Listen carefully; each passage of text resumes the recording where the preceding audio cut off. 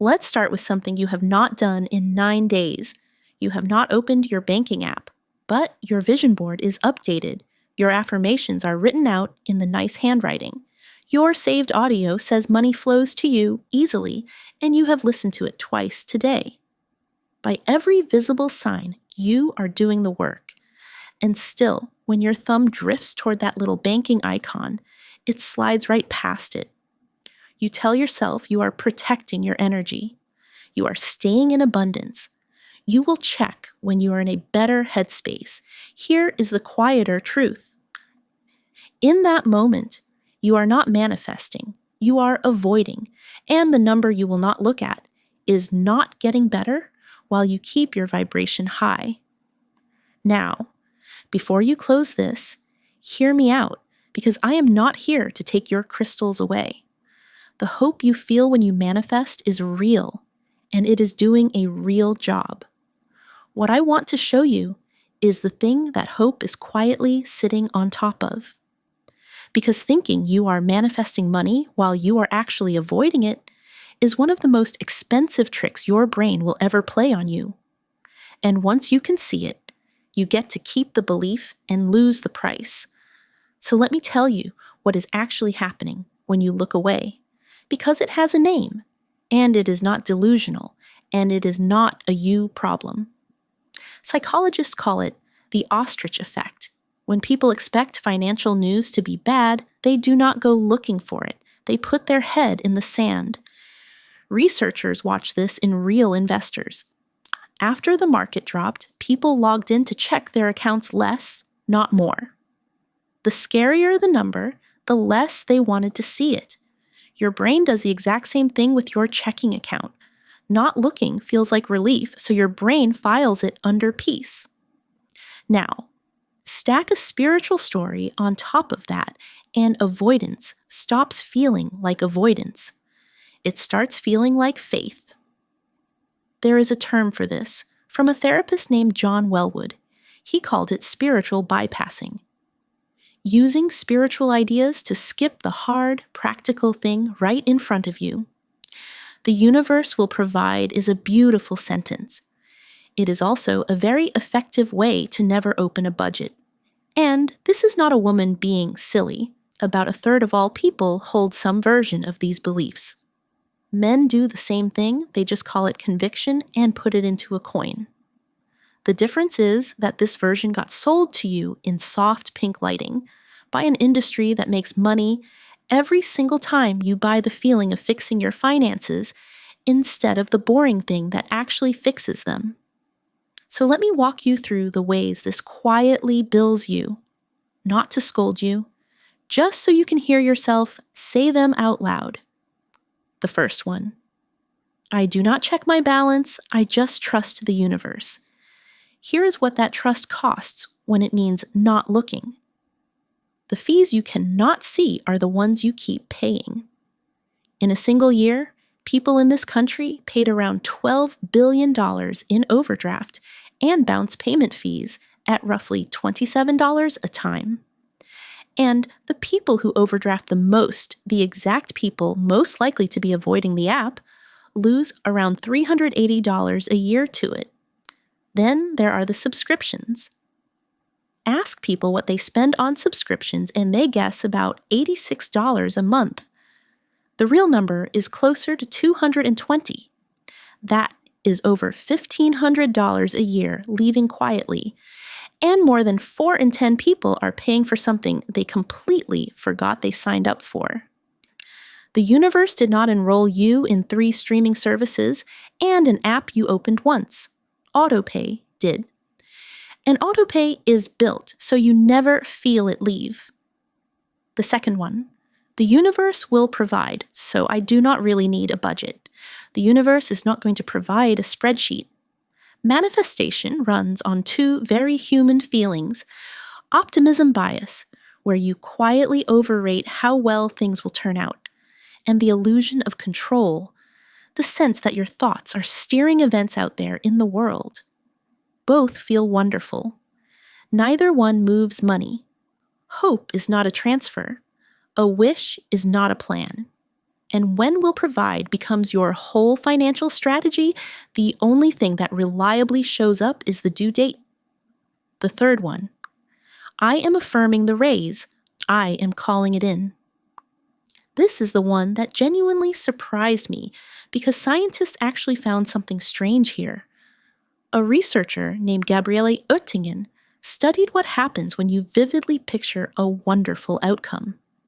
You would think it fires you up. It does the opposite. In her experiments, the people who fantasized about the good result had less energy afterward, tried less hard, and achieved less. Their bodies literally relaxed, as if the thing had already happened.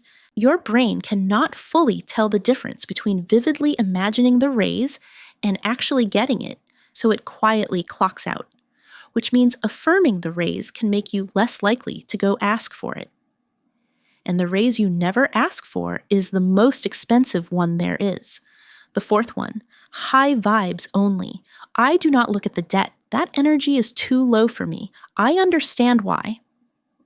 Looking at debt feels awful, but interest does not care about your vibration.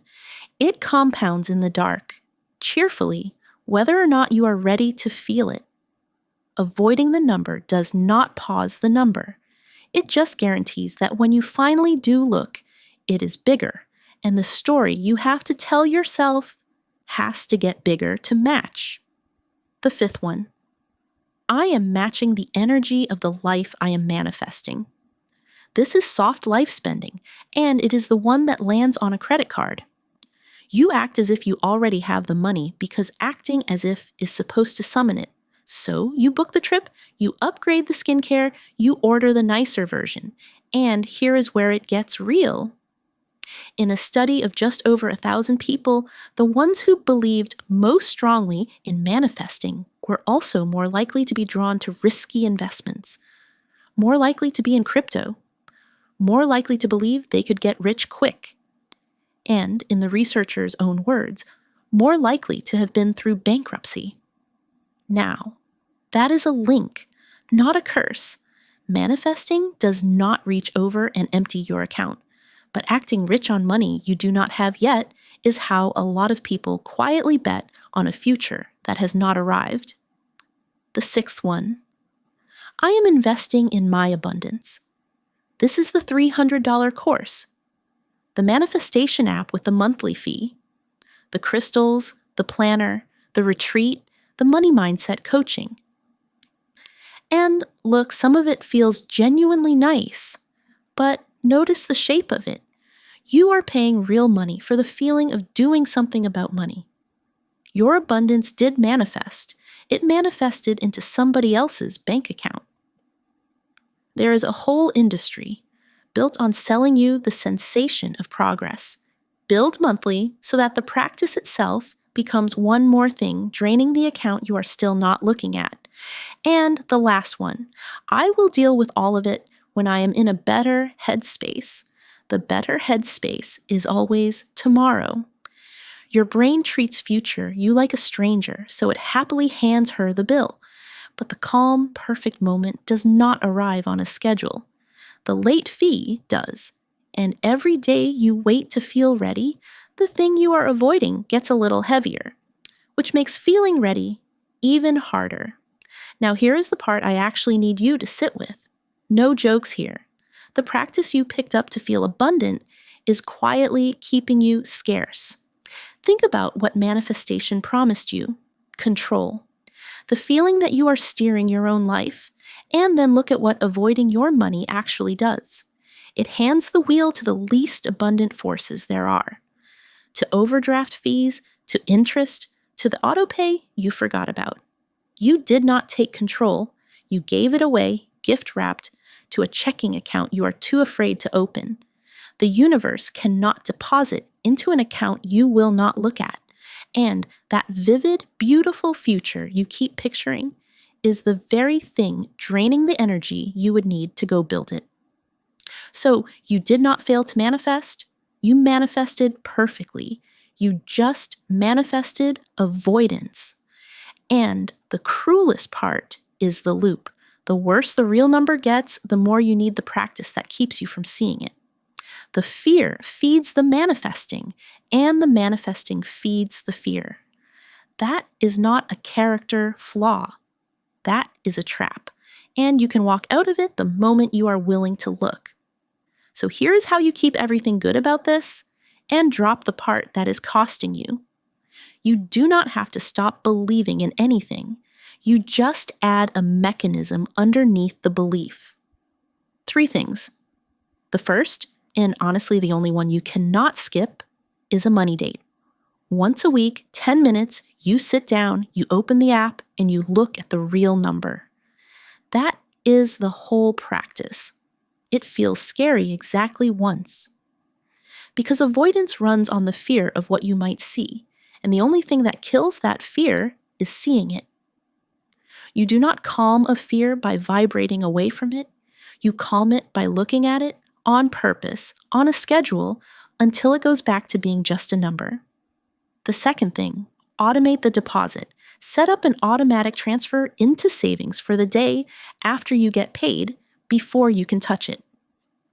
This is called paying yourself first, and it works because the universe does not run bank transfers.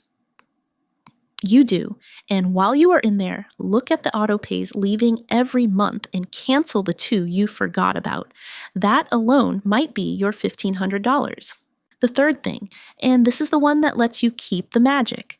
Do not throw out your affirmations. Upgrade them. Turn every wish into an if-then plan. Not money flows to me, but if it is Friday, then I move $50 into savings. Not I am worthy of more, but if it is Tuesday, then I send the email asking for the raise. This has a name in psychology, and these if-then plans reliably beat just setting a goal and hoping. There is even a version built for dreamers called Whoop. You keep the wish and the outcome you were already picturing, and then you add the obstacle in the way and the plan to get past it. It is manifestation with a motor, so keep the vision board. Just put a real number on it and a date and the first if-then step. Turn the fantasy you were savoring into an expectation you are actually walking toward. So let me leave you with the honest question. When did you actually last open your banking app? Not think about it. Open it and be specific about which one was really you. Was it the unopened app? Was it the soft life spending on a card? Or was it the raise you kept affirming instead of asking for? The one you flinched at just now is the one to start with. Here is the reframe I want you to keep. Looking at your money is not low vibration. Manifesting with a money date is not less spiritual. It is faith with follow-through. And a woman who can calmly open her account and look at the real number is the most powerful energy in any room. Keep the crystals. Keep the vision. Just add the 10 minutes. If any of this felt a little too personal, send it to the friend who is manifesting instead of looking. And tell me, honestly, which one of these was yours?